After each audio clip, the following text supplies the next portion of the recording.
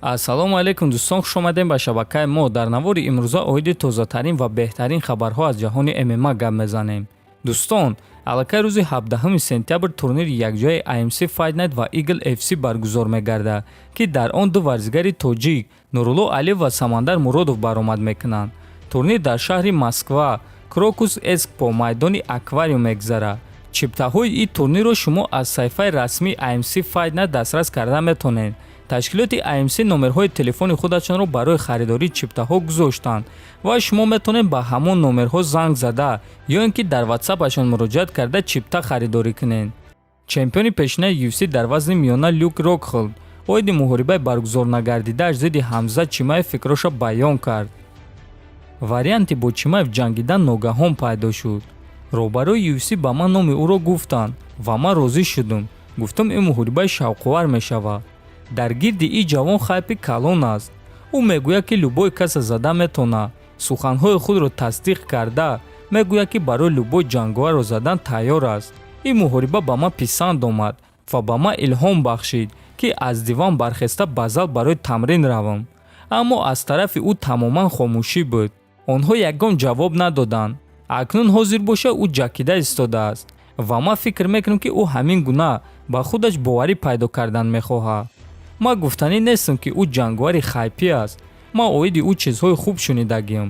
фикр мекунам ки ӯ ҷанговари хуб аст. Чимаев хуб гӯштинг мегирад. ман намедонам ки дар замин ӯ то чӣ андоза сахт аст, аммо малакаҳои ӯ ба назар арзанда менамоянд. ин муҳорибаи шавқовар аст. барои ҳамин ман барои ин муҳориба розӣ шудам, чунки ба ман чизҳои шавқовар писанд аст, гуфтааст Рокхолд.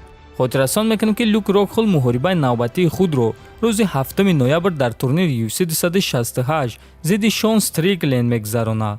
Ҳамза Чимаев боша муҳорибаи навбатии худро рӯзи 3 октябр дар турнири UFC 267 зидди Ли Цзиньлян мегзаронад. расман аввалин муҳориба ва аввалин рақиби варзигари тоҷик Шараф Давлатмуродов дар ташкилоти Беллатор муайян шуд. акнун варзигари тоҷик Шараф Давлатмуродов бо рекорди 18-3 рӯзи 23 октябр дар турнири Беллатор 269 дар қафас бо варзигари рус шогирди Фёдор Емельяненко Анатолий Токов бо рекорди 29-2 вох хоҳад хӯрд. ва биёед мебинем ки худи Шараф оиди ин муҳориба ва рақибаш чӣ эълон кардааст. ассалому алайкум ба ҳама. бо ташкилоти Беллатор шартнома бастам. ман ин чизро 2 сол интизор будам. аммо яке аз қоидаҳои шартнома ин муҳориба зидди Анатолий Токов буд. бо ӯ мо дӯст ва ҳамсуҳбатем, аммо аз сабаби шароит дастони мо банд буданд ва ҳардуямон имконияте аз ин муҳориба даст кашиданро надоштем.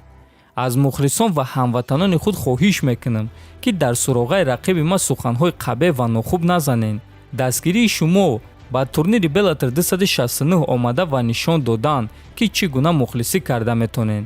вазифаи мо боша ба шумо муҳорибаи дурахшон нишон додан аст. 15 сол пеш муҳорибаҳои Фёдор Емельяненкоро дар компютер тамошо мекардам ва акнун бо ӯ дар як турнири таърихӣ баромад мекунам. аз орзуҳои худ даст накашед, меҳнат кунед ва бовар кунед.